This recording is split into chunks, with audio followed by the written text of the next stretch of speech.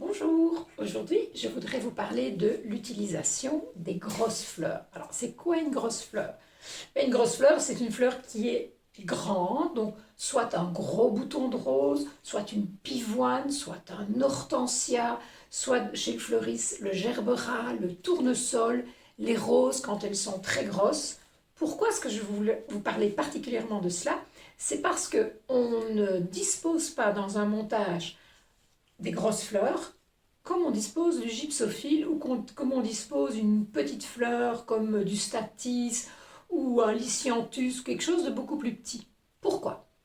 Eh bien d'abord parce que la grosse fleur, de par son volume, va attirer l'œil. L'hortensia, quand vous mettez un hortensia dans un montage, avec son volume, c'est la première chose qu'on voit. De même, une grosse rose, des volumes, une grosse pivoine, le volume est là et donc l'œil, il est directement attiré vers cette grosse fleur. Idem pour les gerberas, idem pour une grosse rose, idem pour un tournesol. Un tournesol, c'est visible, ça a une présence énorme. Donc c'est la première chose qu'on voit dans votre bouquet, dans votre montage. Ça, c'est vraiment le volume.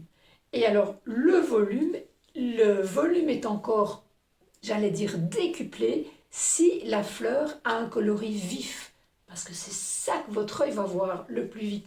Si je vous mets l'une à côté de l'autre, une rose claire, et le gerbera fuchsia, le premier que vous voyez, l'œil vraiment vous fait voir le coloris le plus vif. Donc, ce sont des fleurs qui ont tellement de présence qu'il faut apprendre à les installer, les équilibrer, les répartir correctement dans votre montage ou dans votre bouquet. Et c'est ce que nous allons voir ici pour un montage. J'ai préparé ici une petite base de montage dans une simple petite soucoupe Oasis et j'ai d'abord disposé la verdure en ayant bien soin que la verdure me donne un effet rond. Ça veut dire que j'ai un sommet ici et une largeur et que tout ça déjà plus ou moins montre à mon œil qu'il s'agit d'un montage rond.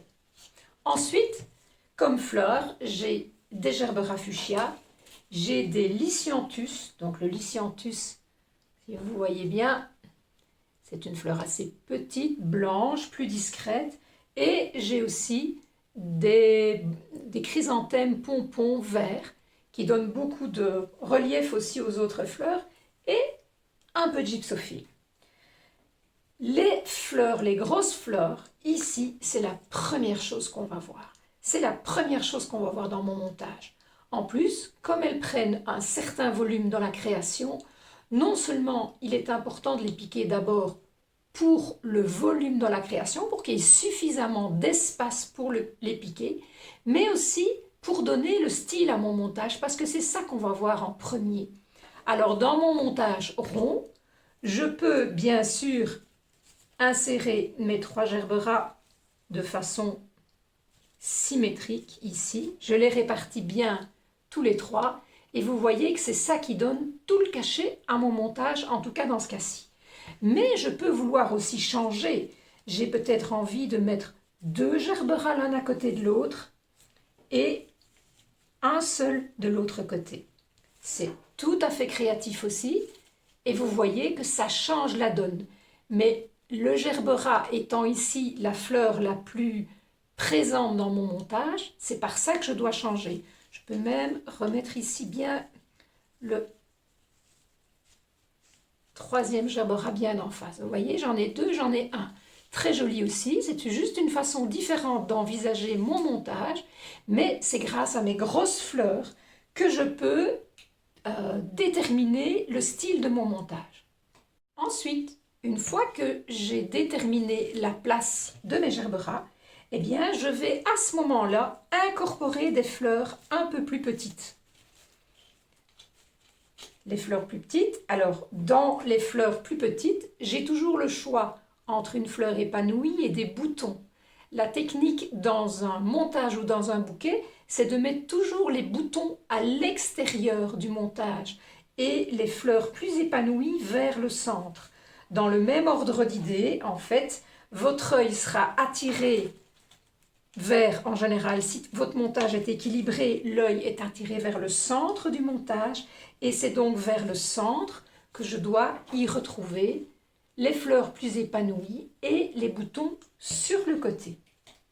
J'ai maintenant réparti les fleurs plus épanouies vers le centre. J'ai mis toute une série de boutons, ici même aussi un peu, à l'extérieur du montage. Et maintenant, je vais utiliser les petits bonnies-pompons. De la même façon, dans les bonnies-pompons, j'ai des plus gros et des plus petits. Je vais commencer par piquer les plus gros et les plus présents, je vais les mettre vers le centre du montage parce que c'est là, directement, que mon œil va les voir. Les petits boutons, ceux qui sont un peu plus légers, je vais les disposer vers l'extérieur. Mon œil les verra aussi, mais ils vont donner de la légèreté. Le fait de mettre les fleurs plus fines vers l'extérieur, ça donne de la légèreté à votre montage. Donc, le milieu de votre montage, quel qu'il soit, boule ou pas boule d'ailleurs, vous avez les fleurs plus épanouies et puis vous avez cette légèreté qui permet à votre œil de s'évacuer du montage, de voir le montage dans tout son ensemble. Et puis je vais terminer en glissant les fleurs les plus petites qui sont le gypsophile. Le gypsophile doit se travailler vraiment en petits bouquets, des petits bouquets bien nets qui vont me permettre de les insérer sans que ça dépasse de la forme de mon montage. Donc ici, il s'insère vraiment. Il met en valeur les grosses fleurs par leur légèreté. Il donne beaucoup de légèreté, mais jamais, jamais je ne fais dépasser le gypsophile de la forme de mon montage.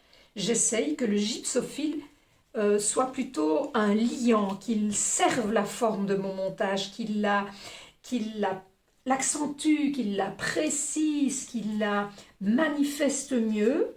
Et regardez ici, en ayant respecté un ordre de piquage tout simplement en fonction de la grosseur des fleurs et éventuellement ici du fait que la couleur est très peps, eh bien j'arrive à un montage très équilibré.